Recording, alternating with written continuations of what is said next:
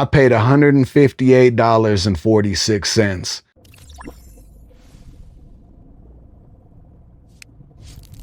Yo, what's good with y'all? Welcome to another episode of TEQCopsKicks. My name is Technic G. Today we have another fresh sneaker review for y'all. So without further ado, let's go ahead and get right into it. I know I normally say today we have another fresh sneaker unboxing / review video for y'all.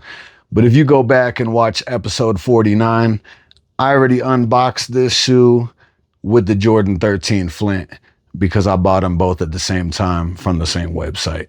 So that's why it's not in a box today. But I haven't opened it yet, so let's get it open.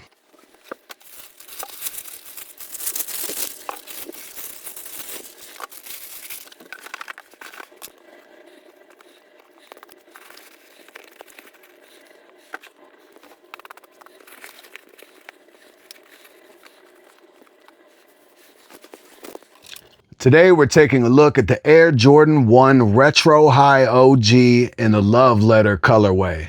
This pair was released August 2026 and retailed for $185. I personally picked up this pair from SolePlay on August 1st, which was release date, heavily discounted. I paid $158.46. I keep telling y'all, this is the greatest time to be a sneakerhead. I'm loving these discounts. You ain't got to pay resale anymore. Oftentimes, you don't even have to pay retail. Just wait a little bit and you're going to get a discount. Or in this case, if you do your due diligence and you pay attention and you look all over, you might be able to find some discounts on release date. Now, getting into the shoe itself, I think this is a really good looking Jordan 1. You've got that light sail or off-white leather across the base, and then it's mixed with these really dark brown suede overlays around the toe, eye stays, collar, and swoosh. I like the way those materials play off each other because if this whole shoe was just regular brown leather, I don't think it would have nearly as much depth. The suede gives those darker areas a different texture, while that lighter base keeps the shoe from becoming too dark overall. Then you get into the brown leather around the ankle and heel, and that's probably one of the most interesting material choices on the shoe. It has that pebbled texture that's made to resemble the surface of a basketball, and I think that was a really smart way to work the theme into the design. Instead of throwing basketball graphics all over the upper or putting a bunch of writing everywhere, they actually use the material itself to tell part of the story. On the outside ankle, you've got the traditional Wings logo, and of course you still have that classic Nike swoosh and Nike Air tongue branding. You've got that deep burgundy or team red on the tongue branding, and that same color comes back underneath on the outsole. I really like that little hit of color because most of this shoe stays pretty neutral. You've got the sail, the dark brown, the lighter brown, and then that burgundy underneath gives it just enough contrast without changing the whole personality of the shoe. Overall, it's definitely an earth tone Jordan 1, but it doesn't feel boring. Now, the reason for all these basketball-inspired details goes back to Mike's final retirement from basketball in 2003. Jordan wrote a farewell letter to the game, basically reflecting on what basketball meant to him, everything the game had given him, and the relationship he had built with basketball throughout his life and career. And that's where the whole love letter concept comes from. I like the way Jordan Brand approached this because they could have gone overboard with the storytelling. Instead, most of it's pretty subtle. You've got the basketball textured leather around the heel and ankle, the basketball shaped leather hang tag, the special packaging, and then a few written details that connect everything back to the letter.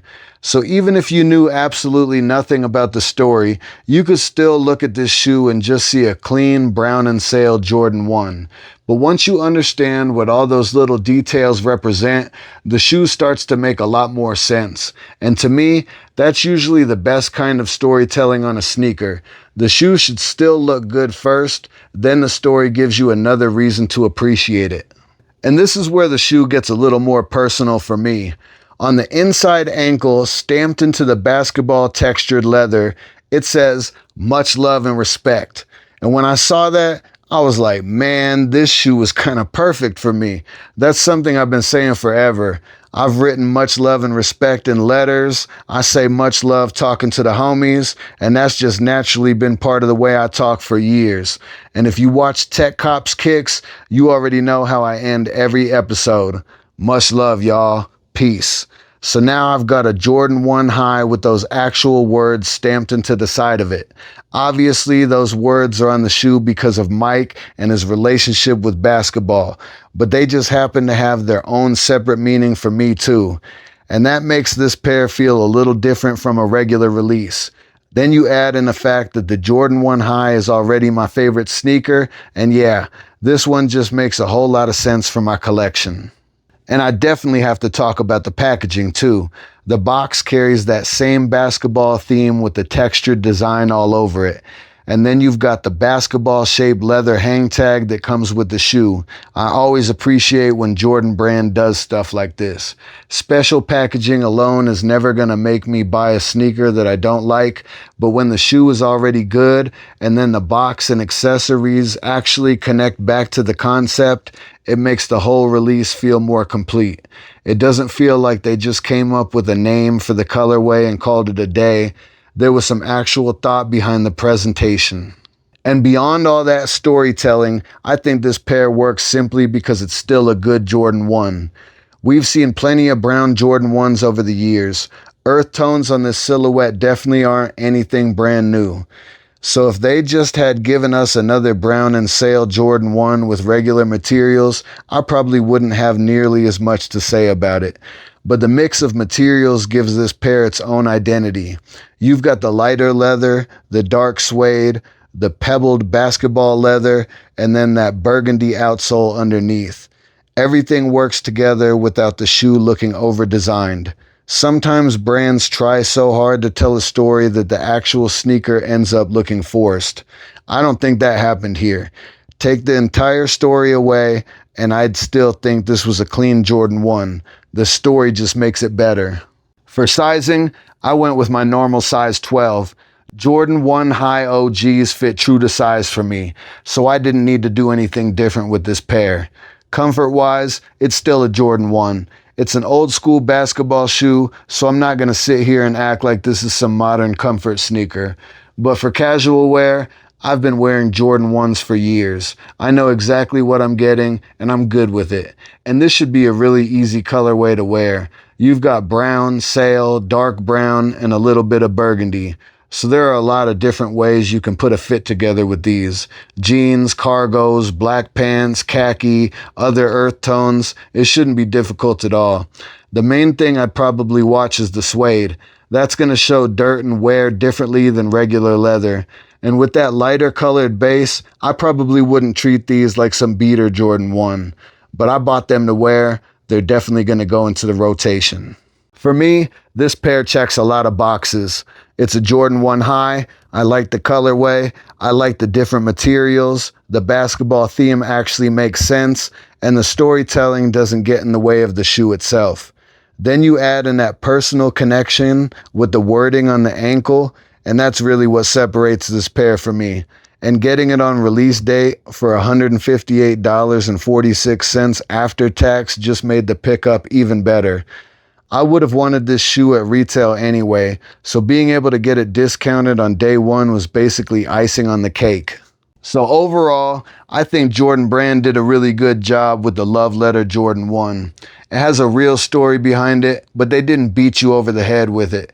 The materials and the smaller details carry most of the theme, and underneath all of that, you've still got a clean, wearable Jordan 1 high. And for me personally, this one just lines up. Sometimes you buy a sneaker because it looks good. Sometimes you buy one because you like the history behind it. And every once in a while, you get a pair where the shoe, the story, and your own personal connection all come together. That's what this pair is for me. I've heard people say that Jordan 1s are dead. That's cool with me, homie. I'm going to keep buying them, and I'm going to keep getting them discounted. Don't bother me what you like, what you don't like. I like what I like. You like what you like. And I like these. This love letter colorway is dope. I love the story behind it. I love the shoe. I love everything about it. It's a great colorway. There ain't too much to say that I haven't already said. I'm glad to have this as a part of my collection, y'all. Thanks for watching episode 50 of Tech Cops Kicks. My name is Technic G. Make sure you thumbs up this video, subscribe to my channel, leave me a comment, let me know what you think about today's sneaker. You can follow me on Instagram, Threads, Facebook, X, formerly known as Twitter. Make sure you check out my official website at TEQCopsKicks.com. Keep copping them kicks, y'all. Wear what you like to wear and do what you like to do. Much love. Peace.